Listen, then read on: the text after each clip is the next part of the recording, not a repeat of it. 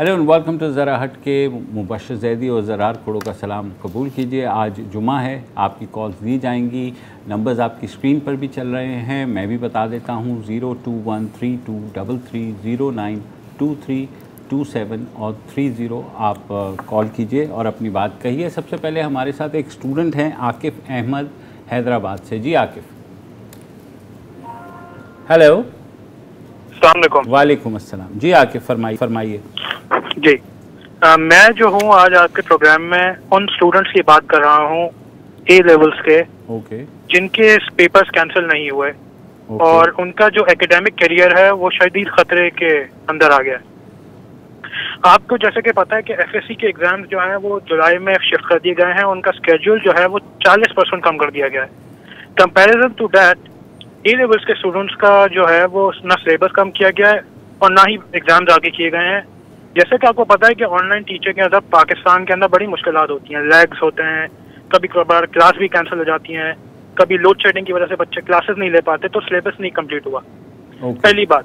दूसरी बात ये कि जब बच्चे प्रिपेयर करके जो है वो एग्जामिनेशन नहीं दे पाएंगे तो गवर्नमेंट यूनिवर्सिटीज में एफएससी के बच्चे जो इनको प्रिपरेशन का टाइम ज़्यादा मिला है उनकी सीट ज़्यादा हो जाएंगी और कॉन्सिक्वेंटली ए लेवल वालों का कोटा कम हो जाएगा और हमें हमारा फ्यूचर जो है जेपरडाइज हो जाएगा। इसी तरीके से फॉरेन यूनिवर्सिटीज में भी यही होगा कि रीजन में जितने भी जगह पेपर कैंसिल हुए हैं या आगे पोस्टपोन हुए हैं उनके बच्चों के पास सिग्निफिकेंट टाइम है तैयारी करने के लिए और पाकिस्तान के बच्चों के पास नहीं।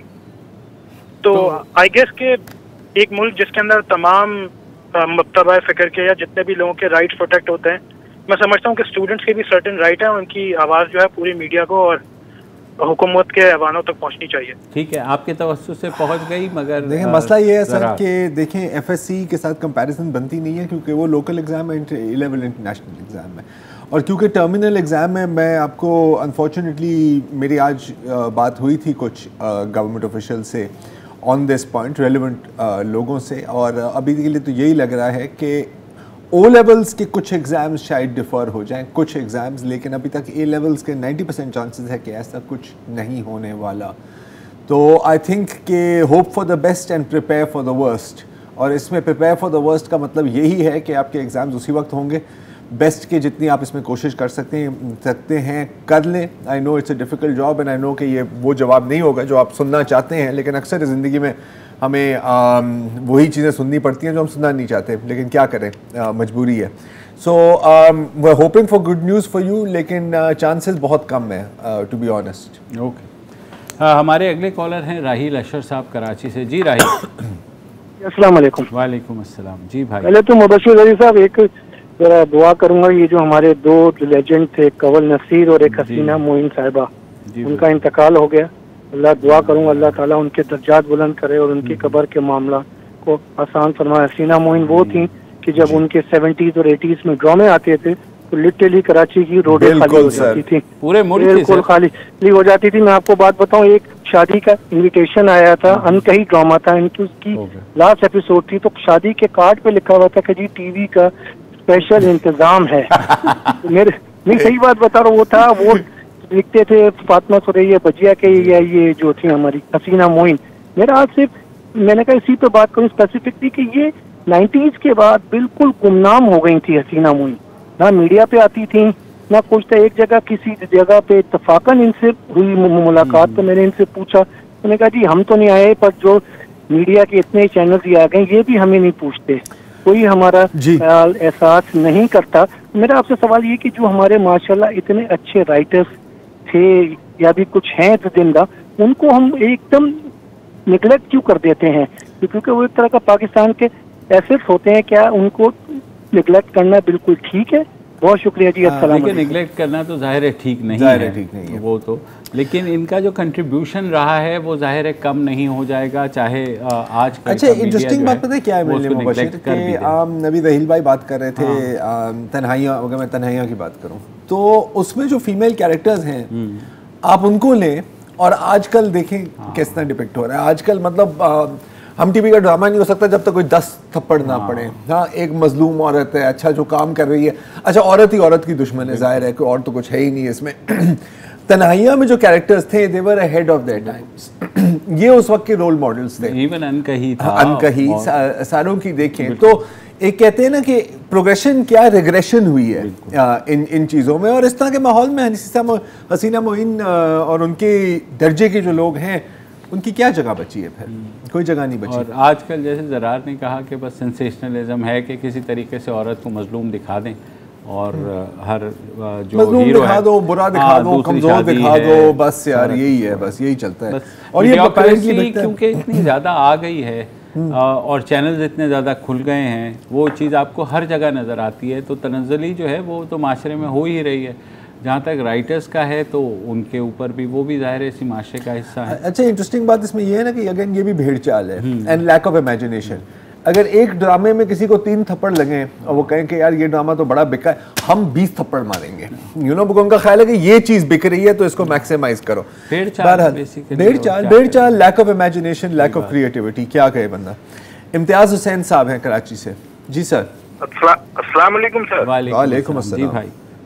ज़रार खोड़ा भाई और मुबश्शिर ज़ैदी भाई, मैं कभी आपसे मिला तो नहीं, मगर आपकी गुफ्तगू और बॉडी लैंग्वेज से लगता है आप बड़े अच्छे जेंटलमैन हैं। मैं एक आपसे राय लेना चाहता हूँ, आप इंटेलेक्चुअल बंदे हैं। ये हर तरफ कहते हैं कि मुल्क की मईशत बहुत मजबूत हो गई, मुल्क बड़ा खुशहाल हो गया, तो क्या इसका मतलब सिर्फ एक खास तबका होता है या आम आवाम? और दूसरी बात, अभी 23 मार्च और 14 अगस्त और बहुत से मुकद्दस दिनों में हम तोपों की सलामी देते हैं, तो मैं एक मेरी राय है कि हालात अच्छे करने के लिए अगर वो तोपों का रुख कभी कभी उन शरारती लोगों की तरफ भी मोड़ दिया जाए जिन्होंने मुल्क के अवाम का और मुल्क के खास तबके का बेड़ा गर्क किया है, तो तोप की सलामी भी हो जाएगी और जो 2 नंबरी उनसे छुटकारा हो जाएगा। और ऐसे मौके पे सारे लोग इतनी अच्छी अच्छी बातें करते हैं, लुटेरे चोर डाकू, कि ऐसा लगता है मुबश्शिर ज़ैदी भाई और ज़रार खोड़ो भाई कि इस मुल्क में कोई गुनाहगार नहीं है। वल्लाह जैसे हम सर हम आप हैं ना गुनाहगार, तो जाहिर है आपको इधर उधर देखने की क्या जरूरत है, और तोपों का रुख भी हमारी तरफ ही है। तो और ये जो तोपों वाली बात की है, बड़ी अच्छी बात की है, इसको लिटरली कहते हैं ना एक तीर से 2 शिकार। तो इट्स अ गुड आइडिया, और मैं ये डालता हूँ सिटीजन्स पोर्टल पे आपके ऑन योर बिहाफ सर, और हो सकता है कि अगले साल तक ऐसी कोई चीज़ इम्प्लीमेंट हो जाए। रहीम कैसर हैं कराची से। जी रहीम साहब। हेलो जी मुबशर भाई, आज जो इलेक्शन हुआ है सेनेट का, जी जिलानी साहब मुंतखब हो गए और जो पिछले 2-3 साल से हो रहा है, जी जी, तो इसको हम डेमोक्रेसी कहेंगे क्या? पाकिस्तान भी अब मिस्र और अल्जीरिया और बर्मा की सफ में शामिल नहीं हो गया? देखिए थोड़ा सा ये जो बहुत ज्यादा की कंपैरिजन है ना यार, बंदा ऐसे गुरेज करे। आपको पता है अभी बर्मा में क्या हो रहा है? कोई मेरा ख्याल है कोई 200-250 लोग उन लोगों ने भून के रख दिए हैं रोडों पर। तो जब हम कंपैरिजन करते हैं थोड़ी सी सोच समझ के कर लिया करें। और बेचारे अल्जीरिया ने आपको क्या किया है? हाँ, अल्जीरिया में क्या हो रहा है कि आप हमारे साथ कंपेयर कर रहे हैं? और दूसरा ये है कि देखिए बात ये है कि हमारे यहाँ एक हाइब्रिड निज़ाम आया और सबको पता है कि वो हाइब्रिड निज़ाम है जिसमें इस्टेब्लिशमेंट का एक बड़ा रोल है। तो मेरे ख्याल में देखिए मसला ये है कि हमारी सियासी जमातें उस हद तक अभी मैच्योर हुई ही नहीं हैं, या जिस तरह आम आदमी मैं और कोई और शॉर्टकट देखता है, तो हमारी सियासी जमातें भी शॉर्टकट देखती हैं कि अच्छा जनाब अगर उंगली पकड़ के आपको उधर लेके जाया जा रहा है तो why take the long route. और ये सब तीनों बड़ी जमातों का यही हाल है। मुझे नहीं पता कि अब जाहिर है जब नहीं किसी को मिलता वो इनकलाबी बन जाता है, वो कोई मसला नहीं है, लेकिन जब जिसकी बारी आती है भाई तो वो सीधा हाथ पकड़ के जाता है। और वो यार वो शहजाद जोए का क्या जुमला था? शहजाद जोए का क्या जुमला था? शरीफ वो है जिसको मौका नहीं मिला। तो यहाँ पर है इनकलाबी वो है जिसको इक़्तिदार नहीं मिला। यहाँ तो शरीफ को वैसे 3-3 मौके मिल चुके हैं, वो एक अलग बात है। हाँ, वो तो है। बहरहाल मूविंग ऑन, शहाद सिद्दीकी साहब हैं कराची से। जी शहाद भाई। हेलो जी सर, अल्हम्दुलिल्लाह, फरमाइए। जी सर। अच्छा सर, एक रिक्वेस्ट ये थी कि मुझे 4-5 ममालिक से सिर्फ आप लोगों के लिए एक दरखास्त आई है कि मशरक़ी पाकिस्तान में जो मैसूरीन है उनकी वापसी के लिए अगर आप लोग भी आवाज़ उठा दें। तो लोगों ने बड़ी तारीफ की, मुझे इवन बांग्लादेश से भी कॉल आई कि यार ये आपकी बात टेलीफोन पे सुन लेते हैं। तो हमारी रिक्वेस्ट है कि आज पाकिस्तान के प्राइम मिनिस्टर ने उनको मुबारकबाद तो दी, जो हमारे वहाँ मैसूरीन फंसे हुए हैं उनको माइग्रेट करने के लिए यहाँ कोई रास्ता निकाल दें। इसके सिलसिले में आप लोग कोई आवाज़ उठा। साहब भाई मेरे ख्याल में ये आवाज़ 1971 से ही उठ रही है, जब ये हुआ था सानिया और बांग्लादेश बन गया। हमसे अलग हो गया मशरक़ी पाकिस्तान, तब से ये बात चली आ रही है, हर हुकूमत में ये बात होती है। और मेरे ख्याल में अब वो वक्त आ गया है कि सबको समझ जाना चाहिए कि ना हम इस बारे में सीरियस हैं, और वो लोग जो वहाँ बेचारे कैद हो गए हैं, वो थर्ड जनरेशन तक पहुँच गए। एग्जैक्टली। तो अगेन सर कहने के लिए बिल्कुल ठीक है, हम आवाज़ बुलंद कर लेंगे, होना कुछ नहीं है वो। Exactly, that's the fact. Imran Abbasi हैं हमारे साथ आज़ाद कश्मीर से। जी अस्सलाम वालेकुम। जी बातचीत काफ़ी और एक आम आदमी की हैसियत से आपसे एक सवाल करना चाहता हूँ सर। ये आजकल अगर आप किसी इदारे के खिलाफ खबर देते हैं, खास करके अगर पुलिस के खिलाफ खबर देते हैं, तो वो आपके ऊपर जाली FIR बना देते हैं और उसके बाद आपको सोशल मीडिया या फिर इस तरह से कोई एक्ट लगा के आपको जो है वो तारीखों पे लगा देते हैं अदालत के अंदर। फिर पूरे जो है ना बंदा 2, 3, 4 साल वो तारीखों के ऊपर ही लगा रहता है, आम आदमी साफी। तो इस हवाले से सर कोई जर्नलिस्ट की जो कोई कानून साजी इस हवाले से आवाज़ बुलंद होनी चाहिए साफियों की तरफ से भी कि ये जो काम हो रहा है, यानी अदालतों के अंदर धक्के खा रहे हैं साफी सिर्फ इसलिए कि जी इमरान भाई देखें, इस बारे में काफ़ी आवाज़ उठाई, जो Pakistan federal union of journalist ने बाकायदा मुजाहरे भी किए, उन्होंने आवाज़ भी उठाई।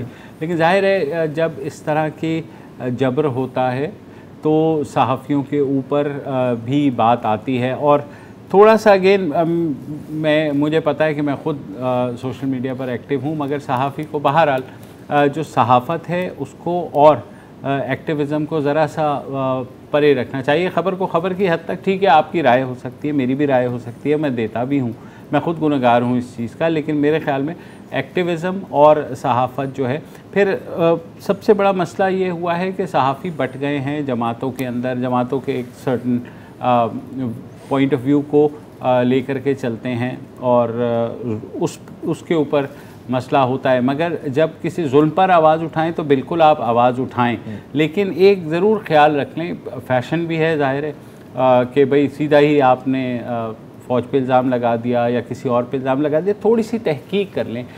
मसला हमारे यहाँ तहकीक का हो गया है कि अभी ख़बर आती है और फिंगर पॉइंटिंग शुरू हो जाती है कि वो है वो है वो है, बाज़ औक़ात वो निकलता है, बाज़ औक़ात वो नहीं निकलता है।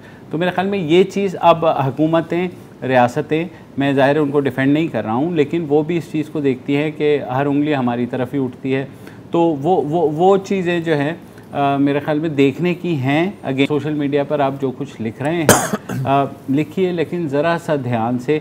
और आपको पता है कि पाकिस्तान में आम आदमी का तो वैसे को पूछने वाला नहीं है। अगर आपको कोई उठा के ले गया, खुदा ना करे, तो ज़ाहिर है सहाफ़ी के तौर पे तो हमारे को 2-4 भाई बंद आवाज़ उठा लेंगे, आपके लिए कोई आवाज़ नहीं उठाएगा। Be very very careful. आप हक़ाइक़ ज़रूर लिखें, लेकिन गुस्से का इजहार जो है वो थोड़ा सा डिस्पैशनेट हो कर के उस चीज़ को लिखें तो शायद बेहतर होगा।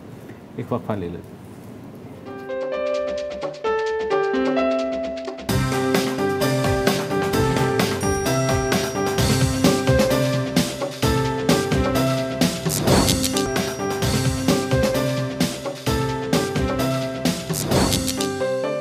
उबैदुल्लाह खान है कोयटा से। जी उबैद भाई, इम्प्रेस्ड स्लाइटली। जी अस्सलाम वालेकुम जनाब। वालेकुम अस्सलाम। जी सर, क्या हाल है जनाब? मुबशर जैदी साहब, गुज़ार खोर साहब, खैरियत है जनाब? अल्लाह का शुक्र सर, बड़ी मेहरबानी जनाब। कोयटा से अर्ज कर रहा हूँ जी। ऐसा है कि एक तो हमें बहुत अफसोस है कि हमारे पश्तूनों का खून क्यों इतना सस्ता है कि हम मारे भी जाते हैं, फिर हमारी आवाज़ भी किसी को पहुँचती ही नहीं। आप लोग फिर भी मौका दे देते हैं, बड़ी मेहरबानी। अभी जानी खैर में जो वाक़या हुआ है, 4 नौजवान पश्तू नौजवानों को शहीद किया गया है, उसके बाद उसकी लाशें पड़ी हैं, कोई हुकूमती नुमाइंदा न कोई जिम्मेदार उनके पास जाता भी नहीं है। तो इस्लामाबाद करवा रहे, उनको मौका भी नहीं दे रहे इस्लामाबाद जाने के लिए। आप हमारी तरफ से इसके लिए जो आवाज़ उठा रहे, हम आपके मेहरबानी भी, आपकी बड़ी मेहरबानी कि आपने हमें मौका दिया, हमारे आवाज़ जो है हुक्मरानों तक पहुँचाया। बहुत शुक्रिया। मैं समझने से कासिर हूँ कि क्यों कोई वहाँ पे नहीं जा रहा। मैं आज छठी रात है यार, और 4 बच्चों के मतलब वज़ीर आला की ट्वीट आई है कि जी हम बिल्कुल ये करेंगे वो करेंगे। सही है, बड़ी अच्छी बात है, आपने नोटिस लिया। तो एक किसी छोटे को ही भेज दो यार। हाँ, किसी छोटे को ही भेज दो। मैं आपको जाने की जरूरत नहीं है, बेहिसी क्यों दिखा रहे हैं? कोई ये नहीं कहेगा कि आपको ब्लैकमेल किया जा रहा है, एग्जैक्टली, यू नो, बहुत बुरी बात है ब्लैकमेल करना, तो लेकिन कोई तो चला जाए। अब होना क्या है कि फिर ये लेंगे, अच्छा फिर इसके साथ कोई 3-4 तंजीमें ज्वाइन होंगी, फिर वो एक पूरा मार्च करेंगे, फिर वो पहुंचेंगे पेशावर, पेशावर तक पहुंचेंगे तो शायद 1-2 कैमरे पहुंच जाएं वहां पर, जब तक वो इस्लामाबाद पहुंचेंगे उस वक्त तक एक बड़ा एक इशू बन गया होगा। और इनके लिए तो आज वहाँ उन्होंने कंटेनर रख दिए हैं, वहाँ से निकले भी नहीं यार, मतलब हाँ नहीं, मतलब और मजीद आप इशू बनाए ना, इशू बनाए ताकि जब तक ये इस्लामाबाद पहुंचे तो फिर हम सब ये सवाल करें कि यार ये इस लेवल तक क्यों आपको आना पड़ा, क्यों आप आ रहे हैं इस्लामाबाद, क्यों नहीं दफना रहे हैं? लेकिन मीडिया पे भी आफरीन है वैसे यार, मतलब नहीं सर, मतलब आप क्या बात कर रहे हैं सर? हम पीडीएम पे बात कर रहे हैं, हम सेनेट पर बात कर रहे हैं, इतने जो अहम मसले हैं जिससे लोगों की मतलब यू नो जिंदगियां जिनका ताल्लुक है यार, क्योंकि आई मीन कौन सेनेट का चेयरमैन बनता है, इससे ज्यादा तो कोई अहम चीज ही नहीं है इस मुल्क में। 4 बच्चे पड़े हुए हैं, उनकी लाशें पड़ी हुई हैं, उनके गले काटे गए हैं, हमें कोई फिक्र नहीं है, क्यों फिक्र हो यार, और बच्चे पैदा कर लेंगे। क्या बात करें, हमारा अपना मीडिया जब इस पे तवज्जो नहीं दे रहा उबैद भाई, तो बहुत अफसोस का मकाम है। और मुझे शर्म आती है फ्रैंकली अपने के, अब तो शर्म भी नहीं आती, शर्म भी नहीं आती, टू बी परफेक्टली ऑनेस्ट, ऐसा ही है सर। सॉरी, ज़हीर नकवी साहब है कराची से। वालेकुम अस्सलाम जी जहीर। मुबशिर साहब, ज़रा साहब, बहुत शुक्रिया आपका, आपसे बात हो सकती है। जी सर। सर 2 सवाल हैं मेरे, पॉइंट्स कह लें, सवाल कह लें। पहला क्वेश्चन मेरा इस बात पे है कि हमारी जो डेमोक्रेसी का सेटअप है उसका एक आयरनी जो मेरी नज़र में है, वो मुझे लगता है कि अगर आपकी आवाम 60-70% इलिटरेट है या कम पढ़ी लिखी है, वो आपकी एक लीडरशिप जो है वो सिलेक्ट कर रही है। ये मेरी नज़र में एक डिसएडवांटेज है हमारे एक अपने मुल्क के लिए कि जिसको अपने अच्छे और बुरे की समझ नहीं है, वो शायद एक बिरयानी की प्लेट पे वोट बेच रहा है। सर मैं आपको यहाँ पर, आई एम सॉरी टू से, मैं आपको यहाँ पे पॉज करूंगा क्योंकि ये आर्ग्यूमेंट बहुत बार सुनी है। 1-2 काउंटर क्वेश्चंस हैं। एक तो आपने अच्छे और बुरे की समझ को तालीम के साथ लिंक किया है, ठीक है, विच आई एम सॉरी टू से is not a good comparison, क्योंकि बहुत लोग हैं जिनके पास 5-5 PhDs हैं, उनसे ज्यादा बुरे लोग आपको नहीं मिलेंगे। तो मोरालिटी और एजुकेशन की कोई लिंक नहीं है। दूसरी चीज, अमेरिका की लिटरेसी रेट क्या है, फिर भी ट्रंप को तो इलेक्ट किया है ना सर, तो वहाँ पे उनको कौन से पागल कुत्ते ने काटा था, ये आप मुझे बता दें। वहाँ पे कितनी उनको बिरयानी की प्लेटें या बर्गर, चलो अमेरिका में बिरयानी की प्लेट तो नहीं मिलती, क्या बिग मैक दिया था ट्रंप ने उनको इलेक्ट कराने के लिए? अमेरिका छोड़ो, इंडिया में यार, इंडिया में अच्छा, हिटलर को इलेक्ट करने वाली जो कौम थी जर्मन्स, वो गर्थे की भी है, वो हाईएस्ट फिलोसोफर्स हेगल की कौम है, वहाँ पे क्या हुआ था? ये जो आर्ग्यूमेंट है ना sir, I am sorry to say, ये बड़ी बैंकरप्ट आर्ग्यूमेंट हो गई है। एंड ये फिर इसके साथ फिर जो चीज़ जुड़ी जाती है ना, वो ये थी कि यार जब तक हम 100% लिटरेसी नहीं लाएंगे तो इस मुल्क में जमहूरियत होनी नहीं चाहिए, जिसका मतलब है कि होगी ही नहीं कभी ना। तो this is the solution, this is the answer sir. वक्फा ले लेते हैं।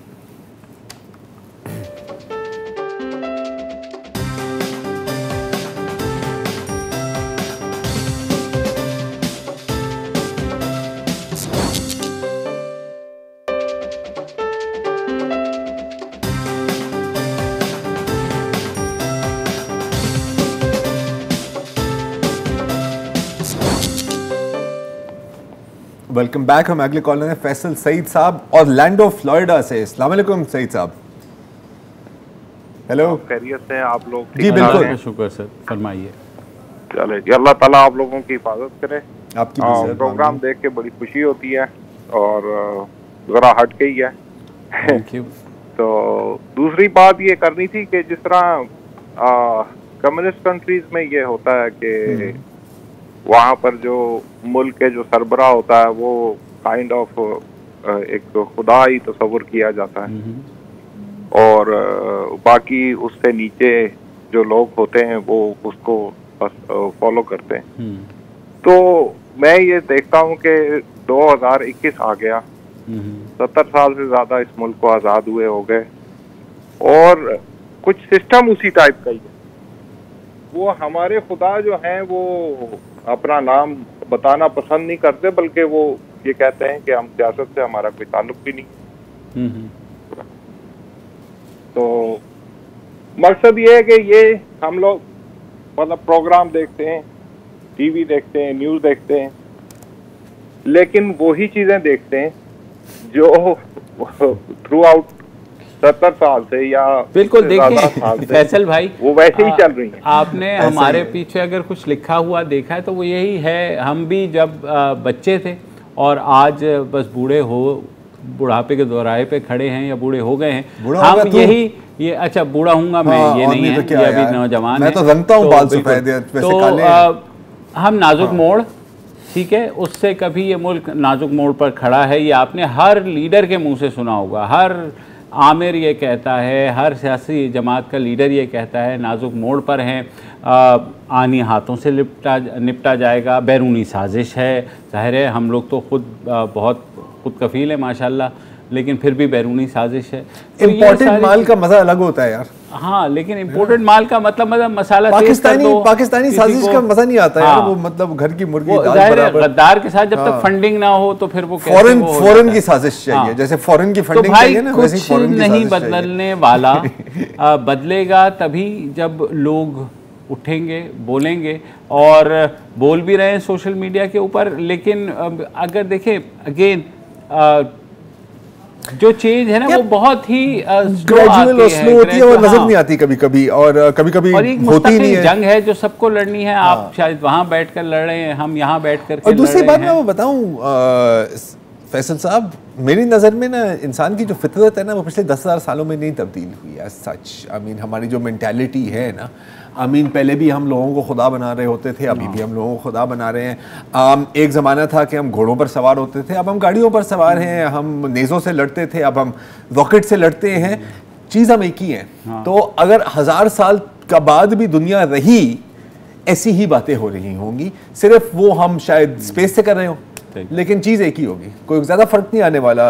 ज़्यादा उम्मीदें ना रखें, बेहतर है। आप तो खुद ट्रम्प के हाथों भुगते हैं भाई। हाँ, आप तो ऑरलैंडो फ्लोरिडा में बैठे हुए हैं सर। जो भी अजीब और गरीब खबर आती है अमेरिका में हमेशा 90% फ्लोरिडा से ही आती है, तो आपको तो अच्छी तरह से पता है आपको हम क्या सिखा रहे हैं। कामरान अली हैं नवाब शाह से। कामरान भाई कहाँ थे आप यार? आपकी पहली कॉल नहीं लगी, मुझे उदास सा हो गया था कि पता नहीं क्या हो गया कामरान भाई को। जी वालेकुम तो मेरी पहली ही थी, लेकिन बैलेंस कट गई वो। जी अच्छा, भी भूल गया था मैं यार। आप सभा से रुजू करें, वो बैलेंस लोड करवा देती हैं लोगों का। नहीं, साहब की गैर मौजूदगी का फायदा उठाते हुए आज दो अशार सुनाना चाहूंगा। एक तो जो आपके ख्यालात आपने जो अभी पेश किए फ्लोरिडा के कॉलर को सुनते हुए, उसको अशार में समोना चाहूंगा सर। ये 73 वर्षों से ट्रैफिक जाम है कुछ इस तरह, ये है उसकी ओट में और वो है उसकी आड़ में।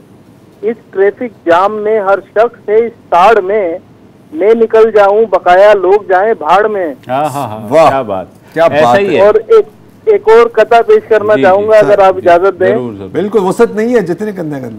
ये जितने दाना है वो दाने की तरफ देखते हैं, सिर्फ नादान मखाने की तरफ देखते हैं, और देश में अपने ये मयार है लीडरशिप का, जितने अंधे हैं वो काने की तरफ देखते हैं। वाह वाह वाह। In the kingdom of the blind, the one-eyed man is king। मैंने मुबशिर जैदी साहब से सवाल ये करना था कि ये जो सेनेट जो है इसके अंदर क्या डिप्टी अपोजिशन लीडर की भी सीट होती है?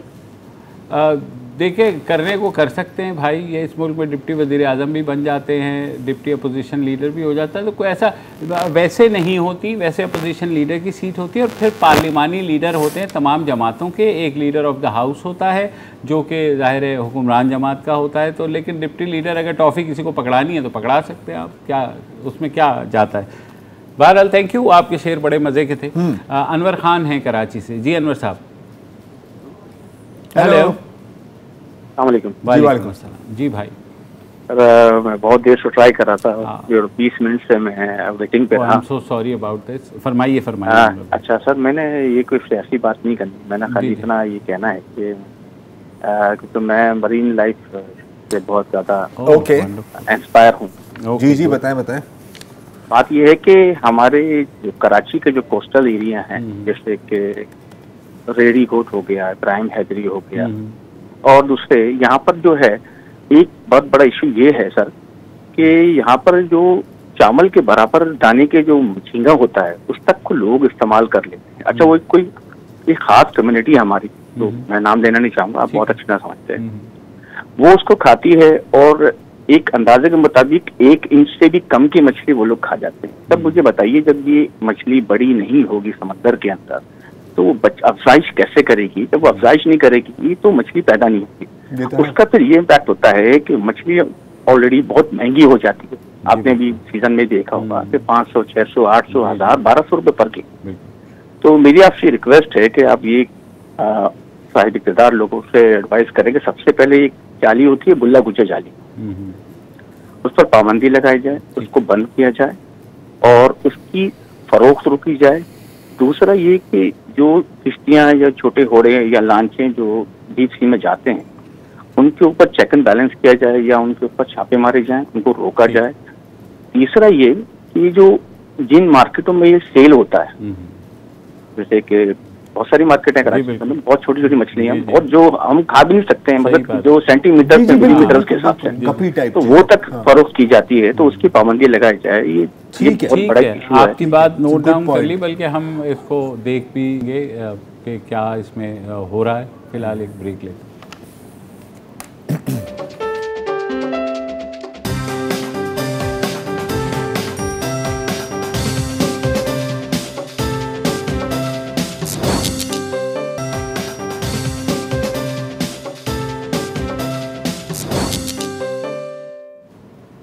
Welcome back. हमारे साथ अली इफ्तिखार साहब हैं मुल्तान से। जी अली भाई। वालेकुम अस्सलाम। सर मैं 2-3 गुफ्तगू करूँगा, उसमें से आपने सिर्फ आप 2 की पे जरूर राय दे दीजिएगा और तीसरे पे आपकी डिस्कशन होगी। एक देखिए, अभी मैंने सुन रहा था कि आपका मीडिया मार्च हो रहा है उसमें, और शायद मेरे ख्याल में कोयटा से शुरू हो रहा है। तो देखिए पिछले दिनों देखा गया था, और ये देखा गया था कि जब उसकी तहरीक चली थी आपके इसकी आज़ादी की, आपकी अदली आज़ादी की, तो उसके ऑब्जेक्टिव कुछ और, तो आखिर में जाके उसके बेनिफिशियरी कोई और रहे और आगे चलता रहे प्रोग्राम, तो फंडिंग भी होती रही।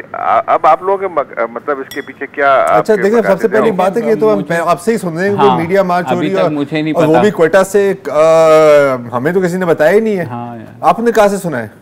ख्याल में शायद पिछले दिनों शायद उनके जियो को कोई प्रोग्राम था, हामिद मीर साहब को कह रहे थे, उन्होंने शायद को मार्च। हामिद मीर साहब ने हमें तो नहीं बताया सर। हाँ, हमें नहीं पता। देखो हमें कभी कोई इनवाइट ही नहीं करता यार। देखें कितनी मतलब मीडिया साफत की बात पूछ रहा हमें। सर दूसरा सवाल। अच्छा दूसरा सवाल अंदाजा नहीं, मगर मैं देख रहा था, मैंने कहा सर आई हैव नो, कसम से आई हैव नो आइडिया यार। और वैसे भी मतलब अब चलने फिरने की टाइम नहीं रहा यार। सर फरमाइए दूसरा सवाल। अच्छा दूसरी बात ये कि अभी आज देखा होगा आपने, प्राइम मिनिस्टर साहब ने एक एक्शन लिया था, और वो ये है कि क्या नाम है, उन्होंने लोगों को डिसीट किया और आपके नदीम बाबर की बात कर रहे हैं। जी उन्हीं की बात कर रहा हूँ। और सेक्रेटरी पेट्रोलियम को हटाया, बहुत अच्छा स्टेप लिया उन्होंने इस वक्त, और उन्होंने मतलब आफ्टर 2.5 ईयर आप जाके उन्होंने इस तरह के लेना शुरू किया स्टेप्स। मगर देखें, आप लोग खुद भी ये प्रोग्राम्स कर रहे होते हैं, तो आपके पास एक देखा होगा आपने गुज़श्ता अदवार में रेगुलेटरी अथॉरिटीज बनाई गई है। वो जो रेगुलेटरी अथॉरिटीज है उनका काम क्या है? उनका काम यही चीज़ों को रेगुलेट करना होता है, प्राइसेस के मैकेनिज्म को सेट करना होता है, चीज़ों को मतलब जिस तरह से उनकी रिस्पॉन्सिबिलिटीज होती हैं उसके साथ साथ उनको अपने काम करने होते हैं। मगर क्या आया उसको पूरा कर रहे होते हैं अपनी जिम्मेदारियों को? और जो ये कार्टेलाइजेशन की जब बात होती है, तो हमारे पास पाकिस्तान में एक कॉम्पिटेंसी कमीशन है जिसका हम यही सुनते हैं कि टर्नओवर के लिए 3 साल के लिए कोई आया कोई चला गया, उसकी कोई परफॉर्मेंस नजर नहीं आती। ठीक। हाँ, तो आपकी भी इस बारे में क्या रहा है? अब मैं तो ये कम से कम कहूँगा, आप लोग कम से कम इन रेगुलेटरी अथॉरिटीज और कॉम्पिटेंसी कमीशन सर देखें। अच्छा देखें, एक तो जहाँ तक ये नदीम बाबर की बात करते हैं, तो ये जो पेट्रोलियम की जो रिपोर्ट आई थी, तो वाज़ेह था कि रेगुलेटरी अथॉरिटीज़ को तकरीबन ओवर रूल किया गया था, if I remember correctly. Authorities उसी वक्त तक ऑपरेट करती हैं जब अथॉरिटीज़ को ऑपरेट करने की इजाज़त दी जाती है, या फिर कोई ऐसा बंदा आता है जो कोई जुनूनी किस्म का होता है and he gets the job done. Simply एक रेगुलेटरी अथॉरिटी के होने से रेगुलेशन नहीं होती, और रेगुलेटरी अथॉरिटीज़ पाकिस्तान में ख़ुद को रेगुलेट नहीं कर पाती, जिसकी वजह से सारे मसाइल होते हैं। तो और मतलब इस पर बहुत मज़ीद बात भी की जा सकती है, और आपका तीसरा पॉइंट भी था अनफॉर्चुनेटली, लेकिन आज के लिए वक्त ख़त्म हुआ चाहता है। इस वीकेंड के लिए इजाज़त दीजिए, अब इंशाल्लाह अगले हफ्ते मिलेंगे। खुदा हाफ़िज़।